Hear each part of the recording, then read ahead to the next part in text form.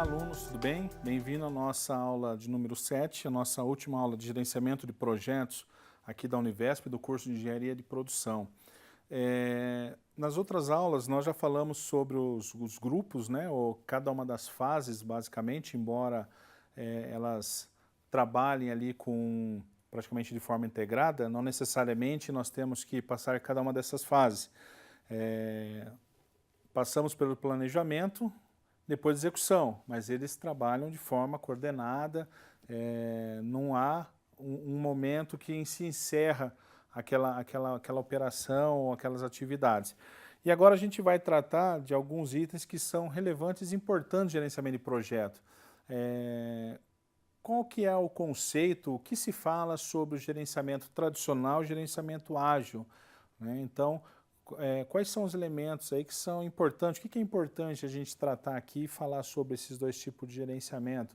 A gente vai falar sobre se você participa ou recebe uma chamada de proposta para entregar um projeto para uma determinada implantação ou construção de algum produto, será que o que nós devemos analisar antes de entregar um projeto? Quais são os riscos para aquele que faz gerenciamento de projeto, para aquele que constrói um projeto, quais são os riscos que devem ser observados, quais são os critérios que devem ser levantados? Nem sempre um projeto é interessante para um engenheiro de produção. Muitas vezes é importante você fazer um bom trabalho, desenvolver um bom projeto, em cima daquilo que realmente você tem segurança, aquilo que você tem dados necessários para se produzir. Senão você vai ter dificuldades de fazer um bom gerenciamento e entregar um bom produto final.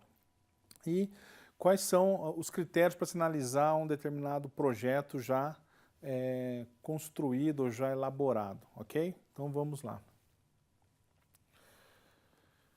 Sobre as metodologias que muito tem se falado, né, dos projetos ágeis, também conhecido como adaptativos, e os preditivos, que são os tradicionais. Nós temos aí as duas categorias. Recentemente saiu o PMBOK 6 com todas as suas áreas, algumas mudanças, e uma delas foi um guia sobre metodologia ágil dentro dos projetos. Esse é um termo que é muito comum na área do desenvolvimento de software. Nós temos lá alguns métodos, algumas práticas, né, ágeis para desenvolvimento de software. Mas na área de gerenciamento de projeto também se fala muito sobre isso. Nós temos, como nós vimos na primeira aula, não só o PMBOK, nós temos o Prince, nós temos o Prince 2, nós temos o Scrum, né? E eles trazem algumas práticas ágeis dentro do projeto, do gerenciamento de projeto. Entretanto, nós podemos utilizar práticas ágeis em qualquer gerenciamento.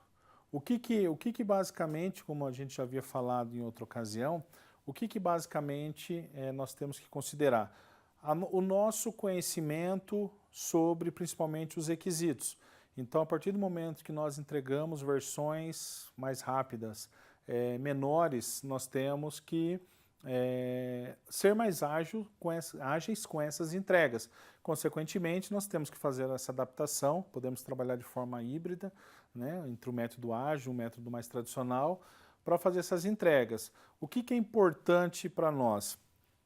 O importante é não deixar, em hipótese alguma, que algo como o gerenciamento de risco, o gerenciamento de escopo ou tempo, comprometa o nosso projeto. Nós temos que ser ágil, sim, na entrega, mas de forma eficiente, fazendo todo o controle, aquilo que é necessário para aprendermos com esse projeto, para não onerar as entregas, para não decepcionarmos as partes interessadas, porque como nós vimos dentro da execução, é muito importante que a comunicação entre as partes interessadas, a aprovação de mudanças pelo patrocinador é muito relevante e contribui fortemente com um fator crítico de sucesso daquele projeto.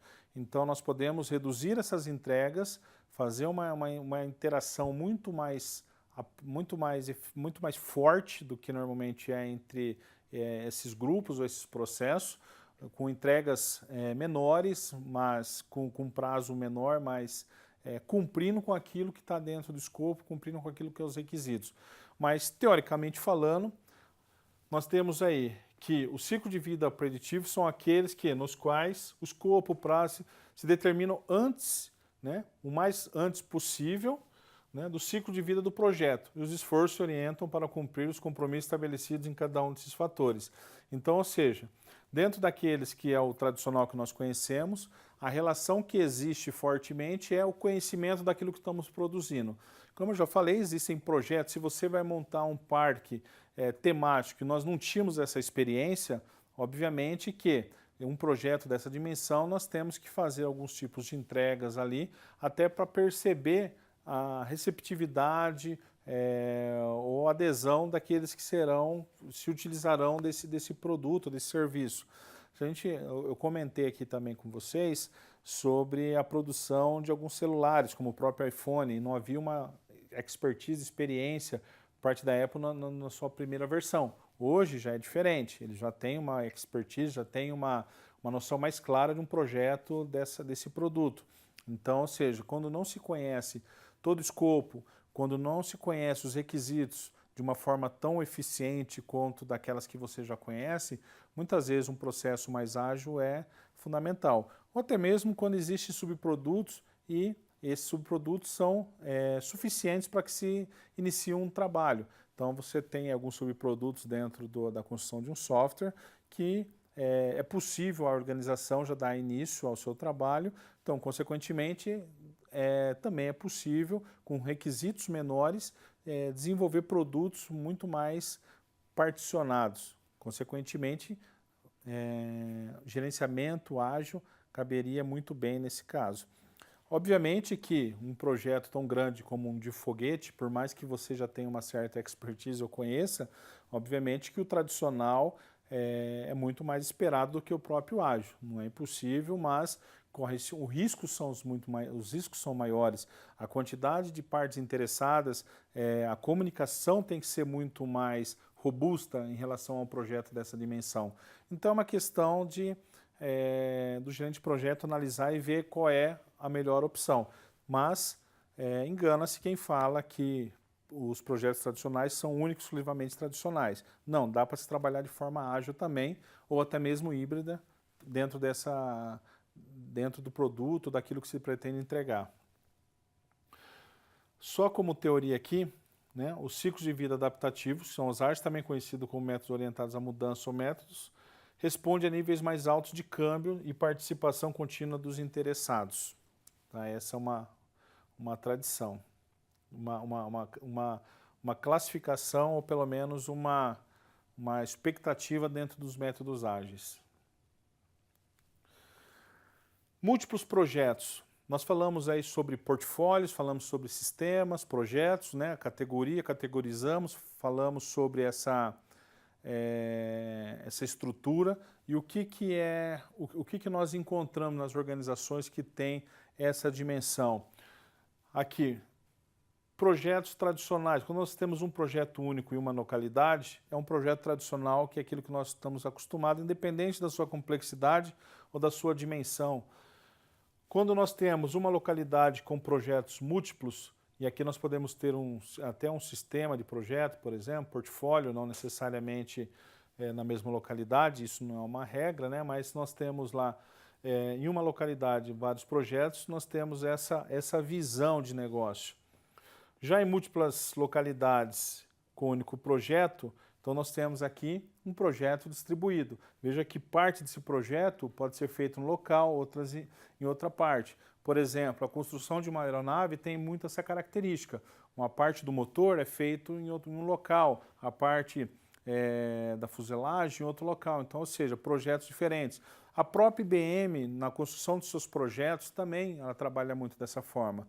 Ela tem um grupo de profissionais num país, um outro grupo de profissionais de outro país. Por exemplo, o pessoal que faz a parte de modelagem está numa determinada localidade, o pessoal de banco de dados em outra localidade, e todos têm acesso ao sistema de uma forma geral, ao projeto de forma geral, e o cronograma, os riscos e assim por diante, e consequentemente o produto final é entregue com a junção de todos esses subprodutos que foram construídos através desses subprojetos aí.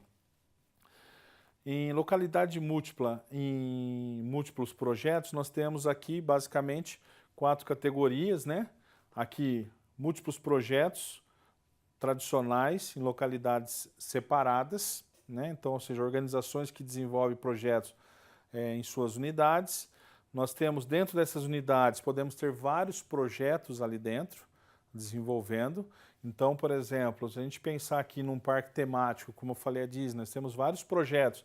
Então, nós temos 2 parques da Disney com vários projetos ali. Então, é uma forma de representar bem o quê? Múltiplas localidades com múltiplos projetos.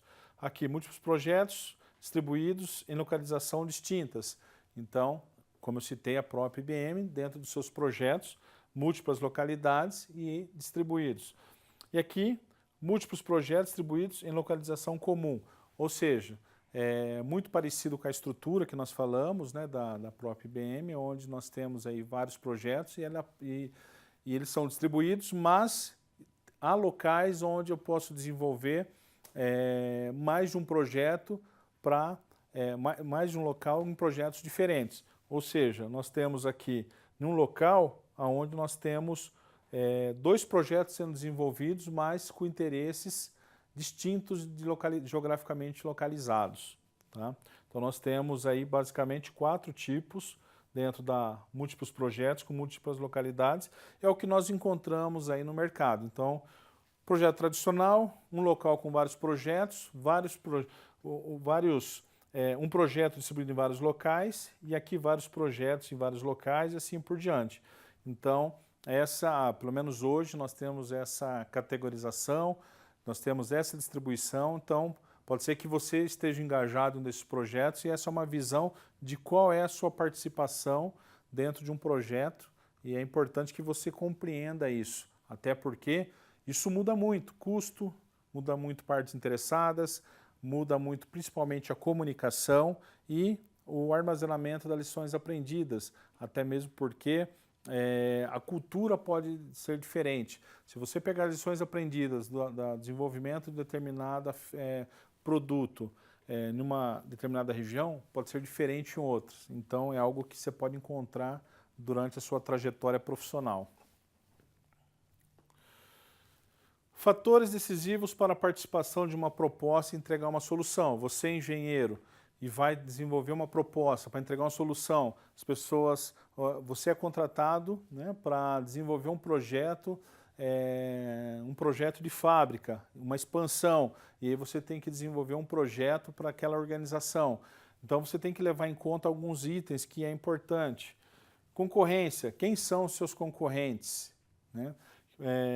Quais são os riscos que você tem de desenvolver um projeto daquele lá? Porque a partir do momento que você entrega uma proposta, você desenvolve, você logicamente, possivelmente não será o único a entregar aquela proposta. Então é importante você saber quem possivelmente estará concorrendo com você. Né? Se não é sua expertise desenvolver projetos para um determinado segmento, não que você não deva concorrer, mas você tem que se preocupar que existem outros que já estão no mercado desenvolvendo projetos para aquela situação. Se você não tem expertise em desenvolver um projeto de software, logicamente que se existem outras empresas com mais esse conhecimento, com conhecimento mais apurado em relação a isso, é lógico que, ou certamente, eles estarão na frente e saberão exatamente quais são os riscos desse setor.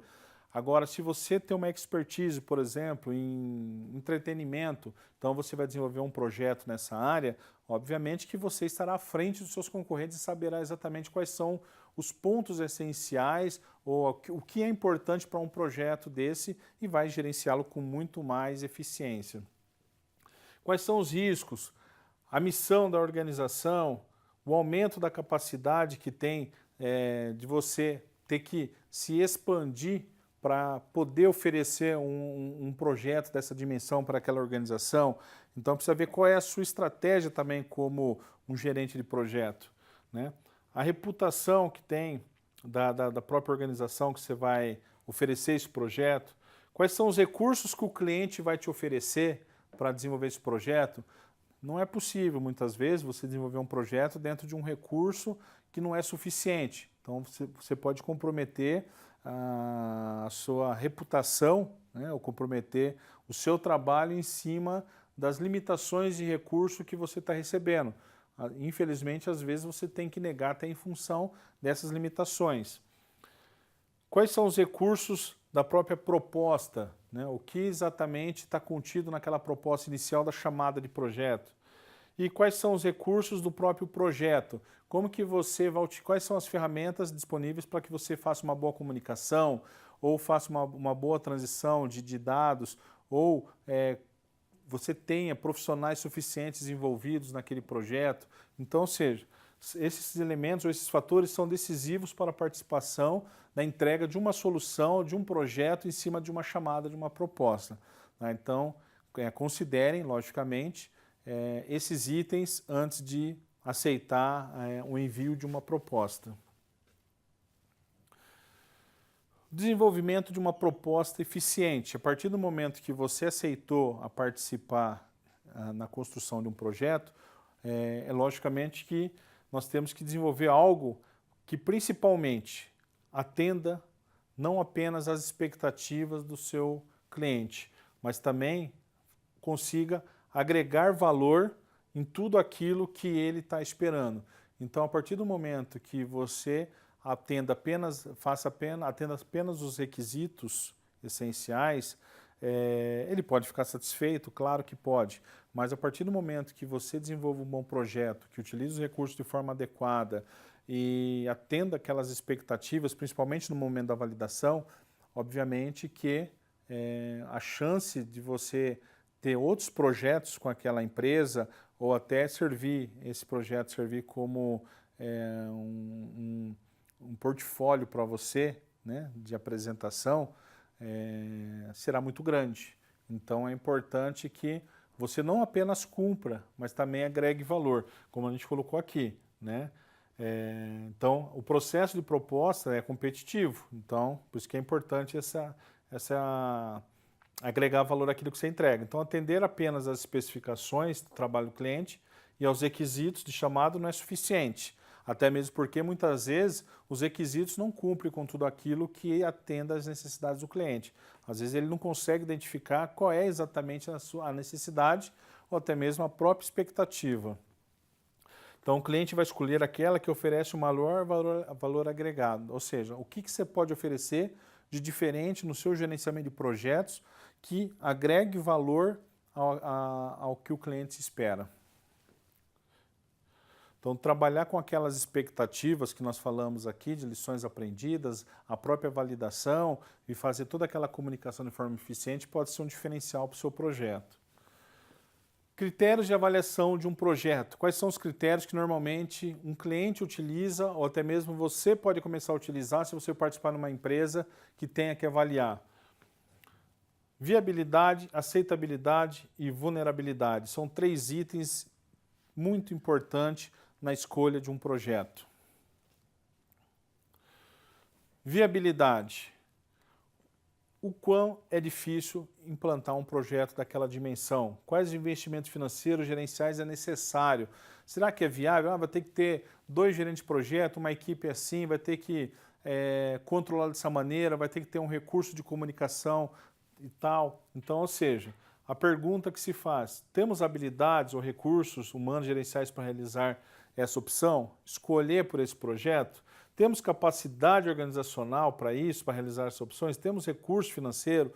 Então, ou seja, é uma análise que tem que ser feita antes daquela escolha daquele projeto. Não adianta a escolha de um projeto em função dos seus resultados, sendo que não temos condições para bancar um projeto dessa dimensão.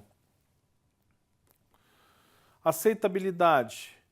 Quanto vale a pena esse projeto estar sendo entregue? Qual o retorno à melhoria de desempenho financeira que ele dará?